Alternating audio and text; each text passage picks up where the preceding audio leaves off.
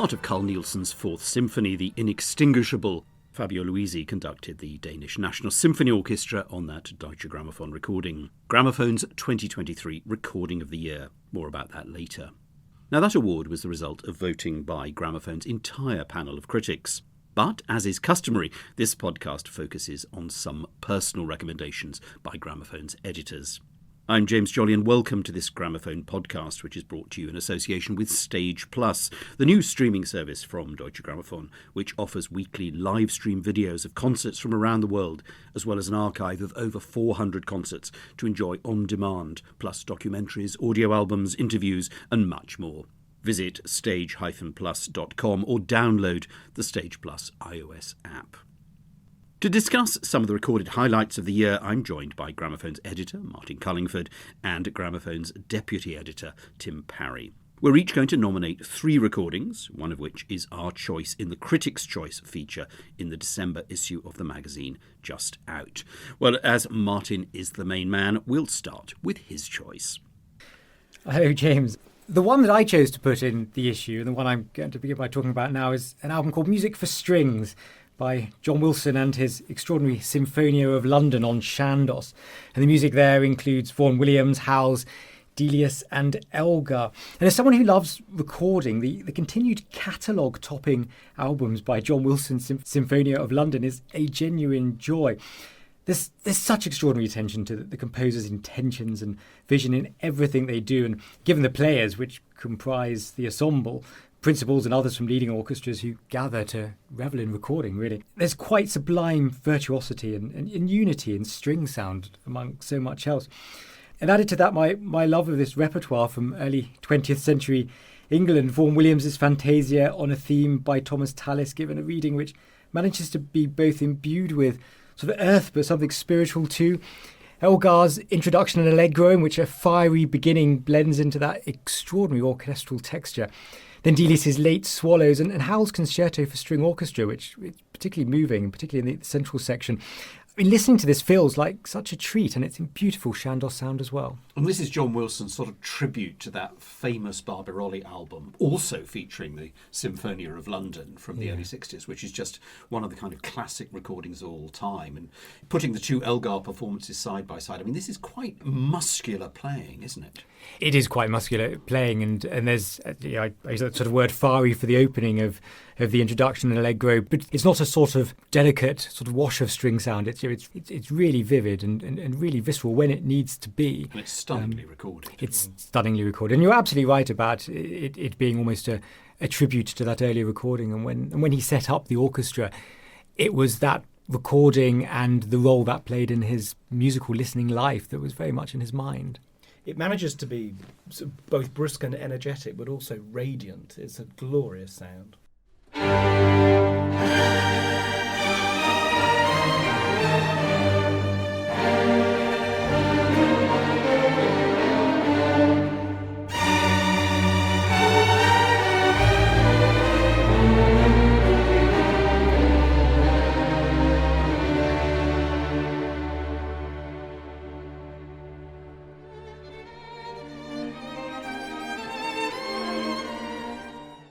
Now, Tim, you're going back into the mists of time for your first choice. Yes, I'm afraid I am. And this is partly because I think for many people, Tchaikovsky's playing was best known from his late playing. He played magnificently when he was in his 80s.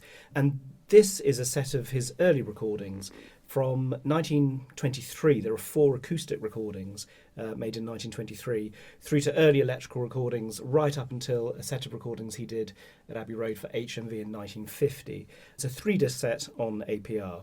There's so much in it which is quite different from the Tchaikovsky that people know from his late playing. There's a real energy and enthusiasm, and as well as at times you still get that sort of impish humour that comes through in his late performances. But clearly he had technique to burn when he was younger. Interestingly, his recording career I think was the longest of any pianist, almost 72 years, and only Claudio Rao comes close. On the set, as well as the acoustic recordings, they're more interesting than really things to keep returning to. But of the later stuff, there's a really interesting Tchaikovsky second concerto, which was a piece that Tchaikovsky championed throughout his career. He re-recorded it the following decade for DG. There's quite a well-known DG mono recording from 1955. But this one is from 1946, and it's with, of all things, the Santa Monica Symphony. Hardly a great orchestra. And there are times when Tchaikovsky leaves them standing. They really can't keep up with him. It's a thrilling, at times, reckless performance. It's the sort of piece of music that actually almost could have been written for him, because it seems to sort of imbue his character. And actually, I think in the hands of some pianists, it can sound a slightly trashy piece, but it really doesn't. Even with a substandard orchestra, he doesn't make it sound trashy at all. It sounds visceral and exciting, and it's super. But there's also other things of the solo playing which are more recognisably Tchaikovsky, or what you think of as late Tchaikovsky. There's a gorgeous E minor nocturne of Chopin, for example. It's a super set, and particularly those recordings from the late 40s up to 1950. The transfers are fantastic, and it's actually caught in really good sound. So that's Shura Tchaikovsky, the complete 78 RPM recordings on APR.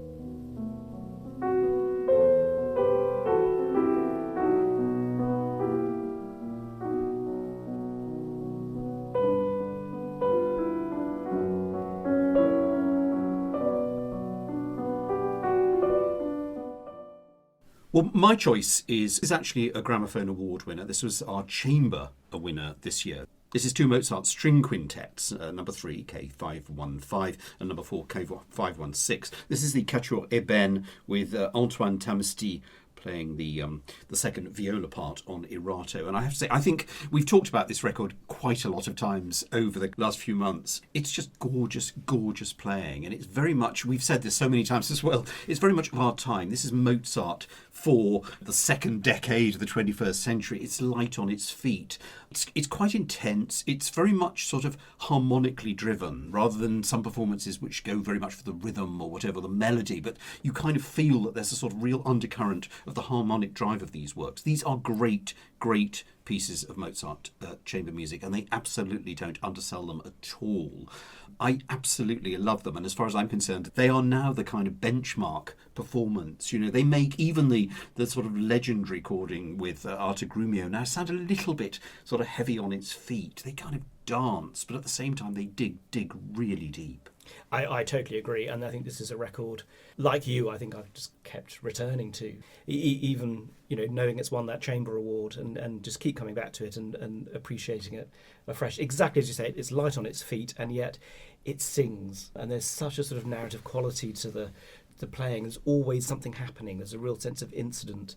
And I think for some people, maybe they take that too far, and maybe they feel it's a bit over-controlled, but there's so much going on that I keep going back listening and finding new enjoyment. I completely agree. It's exploratory without being, in any sense, overly interventionist, and just a wonderful example of chamber collaboration by a collection of players, which I think is absolutely superb. And let's hope there's a follow-up album of this, because there are more to go.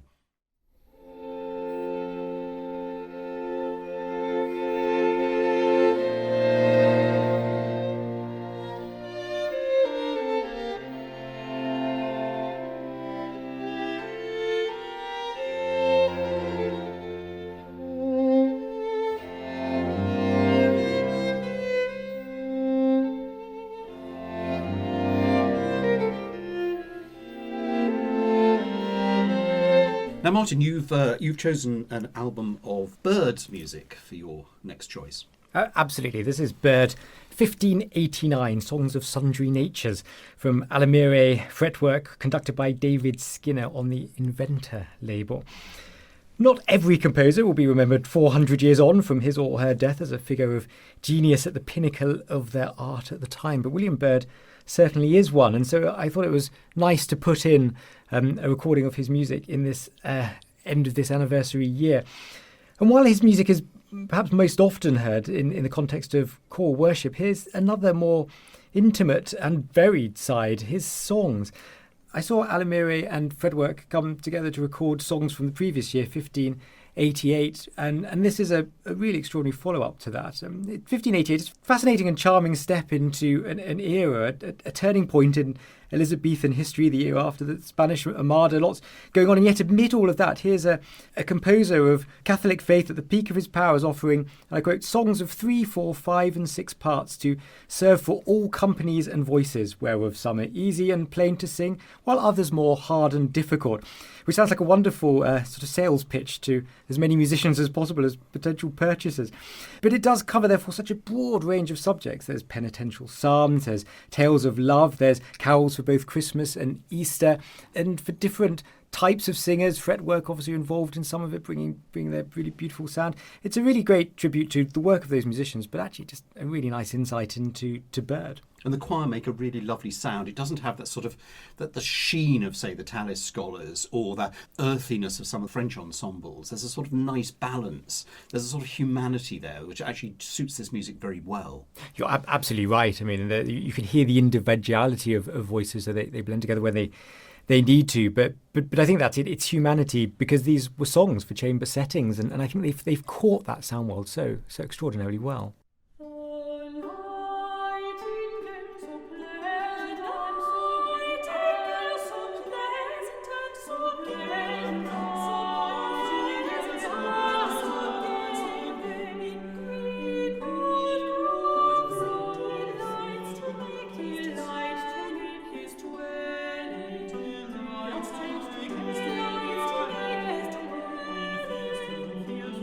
Now, Tim, you've chosen a recording by one of the hottest pianistic properties on the planet at the moment, I think. Yes, this is Yunshan Lim, and this is a recording of Liszt's Etude d'Exécution Transcendante, made live at the 2022 Van Cliburn competition, which of course Yunshan Lim went on to win, and suddenly we made such a splash that he was the name on everybody's lips.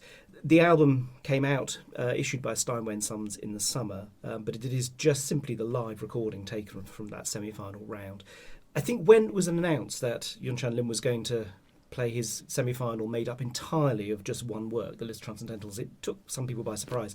But it was absolutely vindicated with a performance of huge aplomb, not just virtuosity, but poetry and that sense of rhetoric that Liszt really needs. And he clearly also views this as a single work, which increasingly I think pianists do. It used to be a real rarity to have a Liszt Transcendentals come out on record, and just this year we've had 4 of them. As well as Yunshan Lim, there was Alim Besenbaev, Haochen Zhang, and then most recently Francesco Piemontesi. But Lim's, of course, is the only one of these that's recorded live, and it comes with a magnificent sense of occasion. It's superb playing. And how old would he have been when he recorded this? Was he 18, I think? It's incredible, isn't Yeah, it? I mean, the fact that it's a live recording is just absolutely astounding. I mean, the range of his interpretation, Feu Follet is gossamer light, it's breathtaking, and then Wilde Jagd is stunning. Huge absolutely. drama, and then something like the Harmonie du Soir is just full of poetry and sensuality. Absolutely. And in a piece like Wilde Jagd, when he goes into the middle section, and for lots of people, they have to slow down a little bit. Those cross rhythms are incredibly difficult.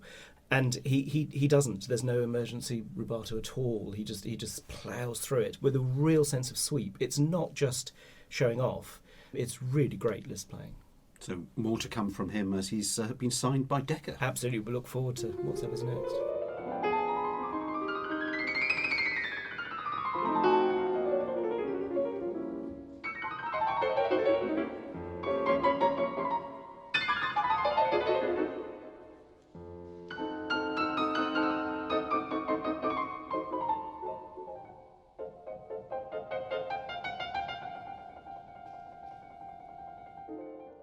Well, we're actually going to stay with the piano for my second choice, and this is Kapustin's 5th piano concerto, and it's also coupled with the concerto for 2 pianos and percussion, and also the Sinfonietta for piano 4 hands. And this is the wonderful German pianist and conductor and drummer Frank Dupré. He's joined by Adrian Brendle for the works for 4 hands and the Berlin Radio Symphony Orchestra for the concertos. I mean, Kapustin is an amazing composer because he's one of the very few who really convincingly bridges the gap between jazz and classical music. So often in the past, when classical composers have written jazz, it's just felt slightly, I don't know, it just hasn't really worked. I mean, Timmy, are you a Kapustin fan? Absolutely. Yeah. What's unusual about it is this isn't a classical composer writing with allusions to jazz. This is fully notated, fully stylistic jazz writing. And there's a real sense of inventiveness and energy in the music, which is wonderfully brought out by Frank Dupree, who's a real jazzer himself. And it does sound like he's kind of improvising a lot of the time, because I think that's so the trick. fluent. Absolutely. That's what's so hard about it, is it's not improvised. It's fully and very meticulously notated, but it needs to have that jazz spirit, as if it could actually have come out rather differently. But on this occasion, this is how it came out. I love this record. Yeah, I mean, the piano concerto is sensational, but the Sinfonietta for the piano 4 hands is a gorgeous piece. It's almost kind of a little bit sort of schmaltzy every now and then, but you could just imagine that going down an absolute treat in a concert. People would love it. Yeah, I mean, we said this about Kapustin before, and it's exactly that point. You know how successful this would be in a concert, in the hands of someone like Frank Dupree, with an audience who are going to enjoy it. And just takes, I guess, more courage and conviction from programmers to trust that. And let's hope that they do manage to Well, get more the good news performances. is that the good people behind the Philharmonia's programming have programmed the 5th Piano Concerto for Frank Dupree with Santu Matias Roveli in the new year. So fans of Kapustin and or Frank Dupree should definitely beat a path to the festival hall to hear that.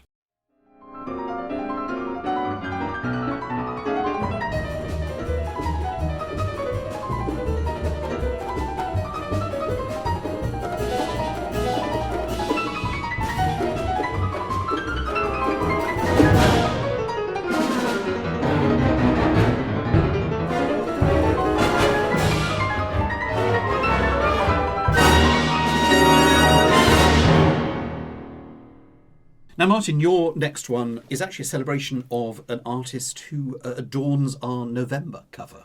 Absolutely. So just as I felt in Bird's anniversary year we should put in some music by William Byrd, I felt it was absolutely vital that we should put Carolyn Sampson in this selection. Our November cover is devoted to her as she releases her 100th album, which is an extraordinary achievement. And so much of her recording just spans repertoire, from song to opera to early. And one of the lovely things about this record, which I've chosen, which is called You Did Not Want for Joy, is that it actually just spans almost the entirety of what we think of as classical music. It ranges from Hildegard von Bingen via Dowland, Campion, Purcell, up to Britten, and ultimately a new piece from a composer of our own age, Nico Muhly. And she's joined for this beautiful recording by Matthew Wadsworth on lute. And there's such a vast canvas, feels so exquisitely woven together. It's everything to their collaborative music making. And the songs by Anonymous, which I should also have mentioned, as it were, also have the immediacy and mystery of all great storytelling. It really is a lovely joy, this album. And ultimately, when you're asked to make calls on what to include in a discussion like this, you reach for something that you particularly enjoyed, returned to, and want to share with others. And I think what's wonderful about Carolyn is that what you get in concert from her actually comes across really well on record. She records incredibly well, and she manages to get that same sort of sense of intimacy and atmosphere that she gets in concert on a record. And the intimacy here is palpable, because it is literally a lute and a soprano, and you really feel you're being sung to, almost in a little sort of private concert. And that's exactly what this feels like. It feels like a private concert. I mean, Matthew Wadsworth is an absolutely superb lute player on the oboe here, and together with Carolyn Sampson, the communicativeness between them, but actually ultimately between them and us as listeners, is really engaging. As the soldier and the sailor was a-walking one day, said the soldier to the sailor, I've a mind for to pray. Pray on then, said the sailor, pray on once again, and whatever you do, pray for, I will answer, Amen. Multiple Voices next. I have to say, this was an album I'd never even heard of the composer. This is, Tim, one of yours. This is, yes, Russian composer Pavel Chesnokov. Disco sacred choral music sung by St John's Voices with the Cambridge University Chamber Choir. and Graham Walker on Naxos. I came to the music of Chesnokov through my love of Rachmaninoff, particularly the All-Night Vigil and the Liturgy of St. John Chrysostom.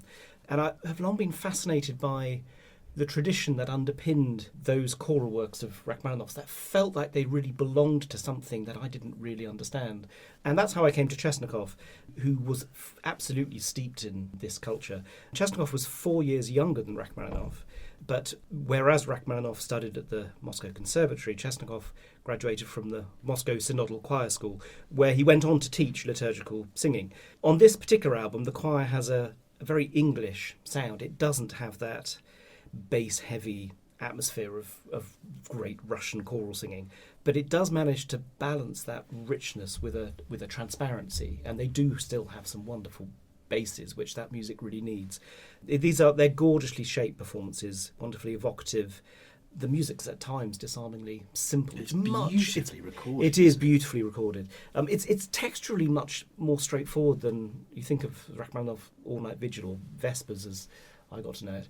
And it's much richer music.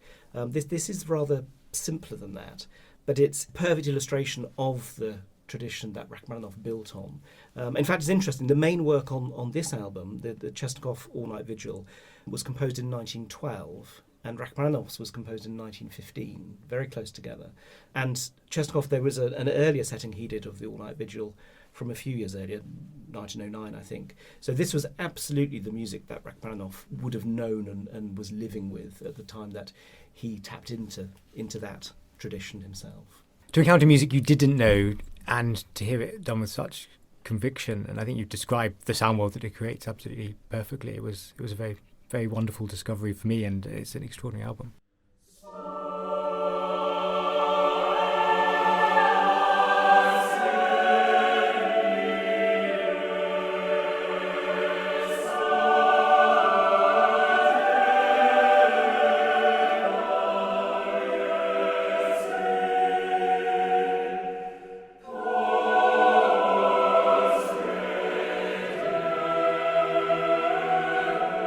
Well, before we finish with my last choice, I thought we'd just tuck in a reprise for that recording of the year that we mentioned at the beginning, and this is the Nielsen Symphonies. And I think we'll broaden this out to encompass the entire cycle that Fabio Luisi has recorded with the Danish National Symphony Orchestra. Obviously, our award was for Symphonies 4 and 5, but the others are equally good. And it's wonderful to hear this music actually played by a Danish orchestra. I think there was a period in, I don't know, the sort of 60s through to the 90s where I wouldn't say there was a generic approach to a lot of music, but I think over the last couple of decades we've been reconnecting with music played with a kind of idiomatic feel that, we like now to hear our Finnish music played by a Finnish orchestra or our Danish music played by a Danish orchestra. I think in the UK we've always enjoyed British orchestra playing Elgar because they just understand it. And I think, something of that comes out in these performances. The players innately understand that music, and I think it brings something very special to it. Yeah, that's true. Although what I think is rather wonderful is the conductor, Fabio Luisi, Absolutely. is Italian. But I do think that you're absolutely right. For the orchestra, this is in their DNA, their sound world, and yet here they're working with someone who himself is bringing something perhaps different to it, and perhaps it reinforces for them that there's no complacency. They're always having to really think, why does this sound like this? Why do we do it like this? And I think that fusion between those two people, them and him, is really extraordinary. It is a wonderful cycle.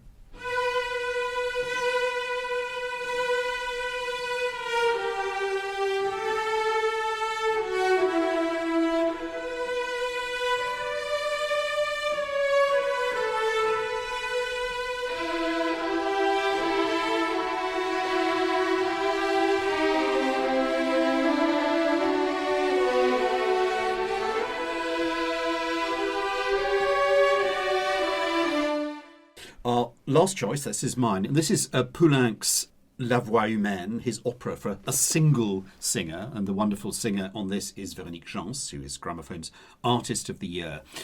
She recorded this with the Orchestre National de Lille with Alexandre Bloch conducting, and this is an Alpha Classics release. I think what's extraordinary about this particular work is it's almost more the art of the actor or actress than it is about the singer, because this is just such an incredibly intense, emotionally wide-ranging and very, very subtle opera. It's based on the Jean Cocteau play, and it's one woman on the phone, on and off, to her lover who has clearly abandoned her. We don't know half of the time whether she's telling the truth or whether she's just sort of trying to toy with his emotions.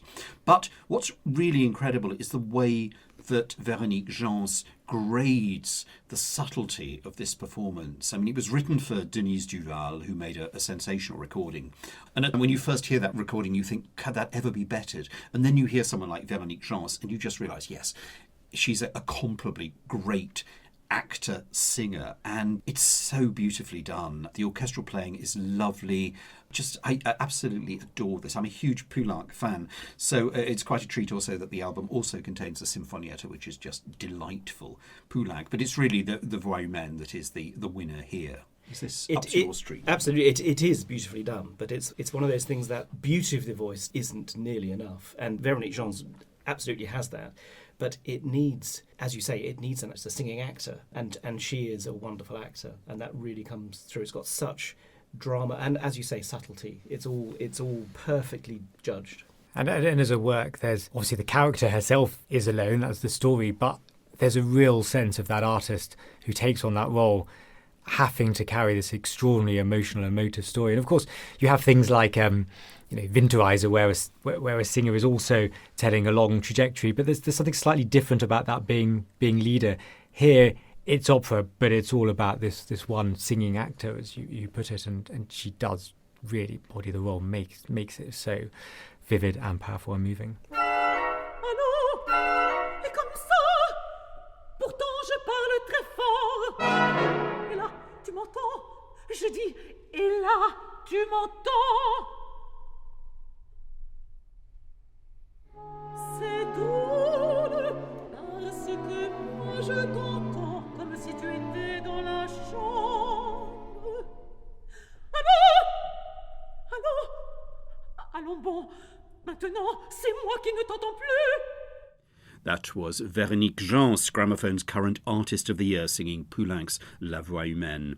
Alexandra Bloch conducted the Orchestre National de Lille on that Alpha Classics recording.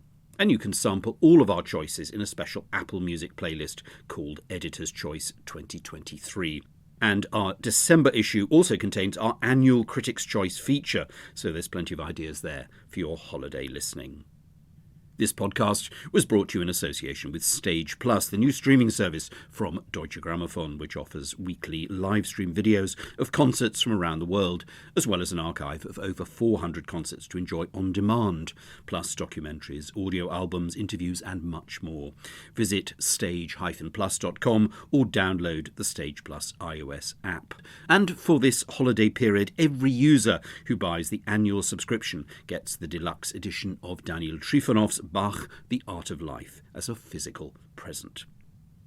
Gramophone podcasts are free, but if you enjoy them, then a really great way to support our work is to take out a subscription to Gramophone magazine.